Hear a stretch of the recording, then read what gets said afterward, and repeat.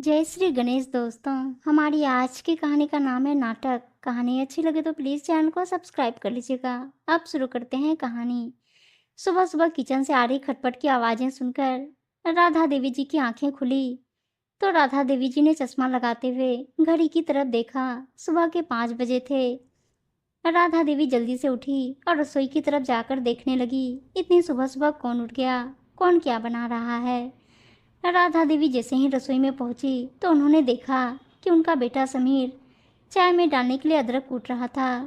समीर की नज़र उन पर पड़ी तो वह उन्हें देखकर बोला, अरे माँ, आप भी उठ गई।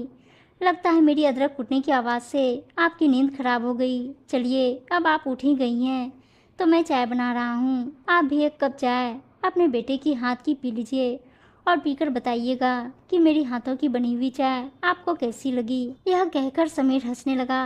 राधा देवी ने मुंह चिढ़ाते हुए कहा, अरे बेटा, कल देर रात तो तू 15 दिन के टूर से घर वापस आया था और अभी यह सब। इतनी जल्दी उठकर रसोई में घुस गया। आज तो आराम कर लेता। बहू कहाँ है, उसे बोल देता, वह बना देती तेरे लिए चाय। तुझे बनाने की क्या जरूरत थी। समीर 2 कपों में चाय डालते हुए बोला, माँ, रिया सो रही है। रात को उसकी कमर में हल्का हल्का दर्द हो रहा था, जिसकी वजह से वह ठीक से सो नहीं पाई। अभी थोड़ी देर पहले ही उसकी आंख लगी है। मैंने सोचा उसे थोड़ा आराम कर लेने दूं।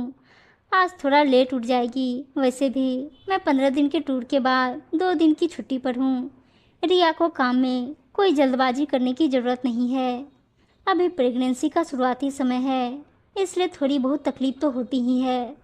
समीर ने चाय का 1 कप अपनी माँ की तरफ बढ़ा दिया और दोनों माँ बेटा बैठकर चाय पीने लगे। समीर बोला, माँ, आपसे एक बात और करनी थी। आप घर में काम वाली बाई लगा लो। रिया से अब इस हालत में कोई काम नहीं होता और आप इस उम्र में इतना काम कैसे संभाल पाएंगी। वैसे भी रिया की प्रेगनेंसी में डॉक्टर ने बहुत सारे कॉम्प्लिकेशंस बताए हैं। उसकी तबीयत ठीक नहीं रहती। घर का सारा काम उससे अब नहीं हो पाएगा। मैं चाहता हूँ कि इस हालत में रिया पूरा आराम करे ताकि प्रेगनेंसी में कोई प्रॉब्लम ना हो उसे। वैसे भी आए दिन कुछ ना कुछ प्रॉब्लम होती ही रहती है। बेटे ने ऐसा कहा तो राधा देवी ने चाय की चुस्कियाँ लेनी बंद कर दी और थोड़ा सोचते हुए अपने बेटे से बोली, अरे बेटा, यह आजकल की लड़कियां भी ना लगता है कांच की गुड़िया है।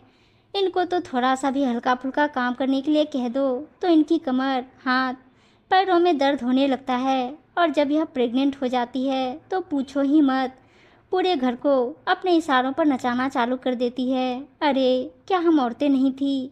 क्या हमारे बच्चे नहीं हुए थे? हमारे ज़माने में पूरे घर का काम पूरे 9 महीने तक बिना किसी शिकायत के करना पड़ता था। हमारी कौन सुनता था।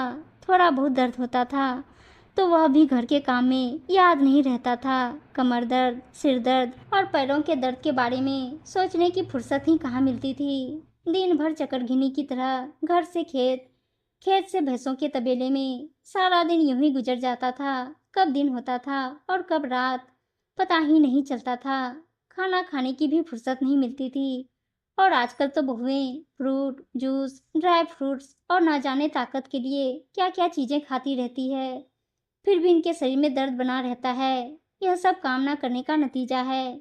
शरीर को हद से ज़्यादा आराम मिलने लगे तो वह भी बेडोल हो जाता है। प्रेगनेंसी में जितना ज़्यादा काम किया जाए उतना ही होने वाले बच्चे और आने वाले समय के लिए ठीक होता है, क्योंकि ज़्यादा काम करने से नॉर्मल डिलीवरी होने के चांस ज़्यादा होते हैं। हमारे समय में तो बड़ी बुजुर्ग औरतें यही कहा करती थी, परंतु आजकल की नर्स और डॉक्टर भी पता नहीं कौन सी पढ़ाई पढ़कर आती है कि पूरे 9 के 9 महीने बेड रेस्ट दे देती है। समीर अपनी माँ की बातें सुनकर बोला, अरे माँ, ऐसा कुछ नहीं है। असल में आपके ज़माने की बात कुछ और थी। सभी अपनी जिम्मेदारियां निभाना चाहते हैं। कोई भी औरत परेशानी में रहकर बिस्तर पर आराम करना नहीं चाहती। आजकल प्रेगनेंसी में बहुत ज़्यादा कॉम्प्लिकेशंस होते ही हैं। इनमें ना तो आजकल की बहुओं का कोई दोष है और ना ही डॉक्टर्स का। आप कुछ ज़्यादा ही सोचती हो माँ, ऐसा कुछ नहीं है। यह बोलकर समीर न्यूज़पेपर पढ़ने के लिए बाहर बरामदे में चला गया और काम यूं ही चलता रहा।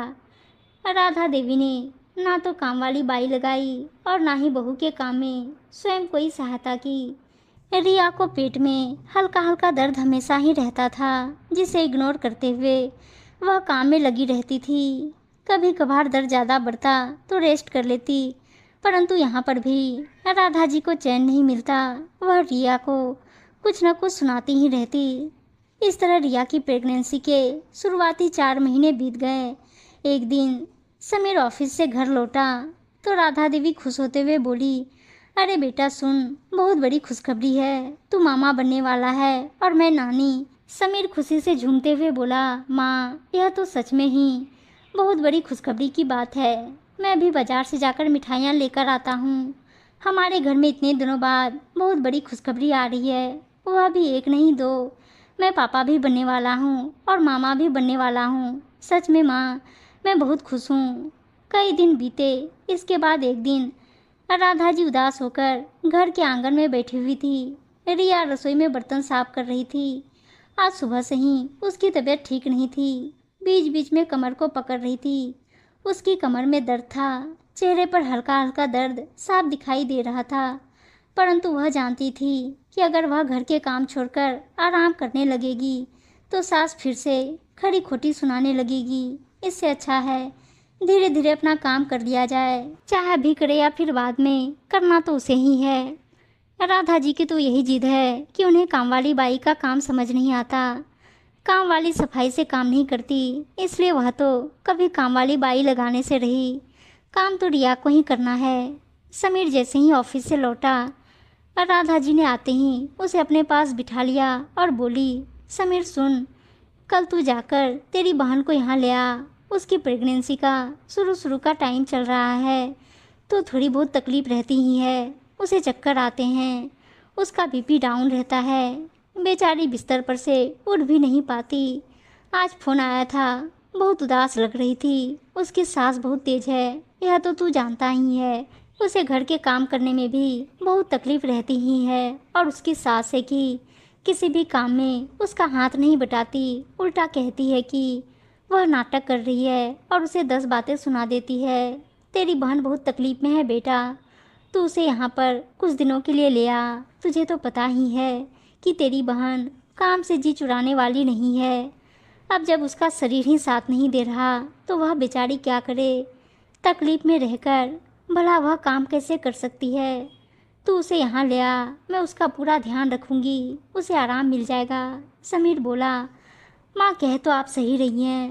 प्रेगनेंसी में एक औरत को आराम करने की बहुत ज़रूरत होती है, परंतु जब वह एक बेटी के रूप में होती है तब उसकी तकलीफ सबको समझ आती है। लेकिन बहू की तकलीफ को हर कोई तकलीफ नहीं बल्कि नाटक समझता है। अब अगर बहन यहाँ पर आ जाएगी तो रिया के लिए काम और अधिक बढ़ जाएगा।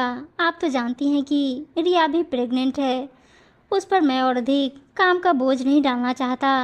राधा देवी को समझ आ चुका था कि उनका बेटा क्या कहना चाहता है। अपने कहे पर वह शर्मिंदा थी, क्योंकि जब यही बातें समीर ने कही थी तो राधा देवी ने इसे बहू का नाटक बताया था।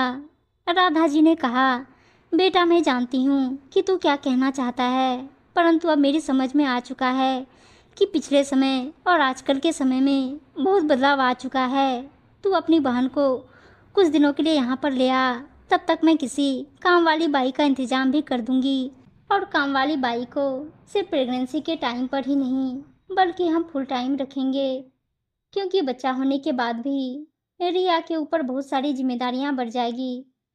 राधा जी बरामदे से उठकर रिया के पास गई और बोली, बेटा मुझे माफ कर दे, मैं तेरे दर्द को नाटक समझ रही थी, परंतु आज मेरा नजरिया बदल चुका है। तुम आराम करो, आज शाम का खाना मैं बना दूंगी और आज से मैं घर के हर काम में तुम्हारी सहायता करूंगी। कल से ही काम वाली का भी इंतजाम कर दूंगी।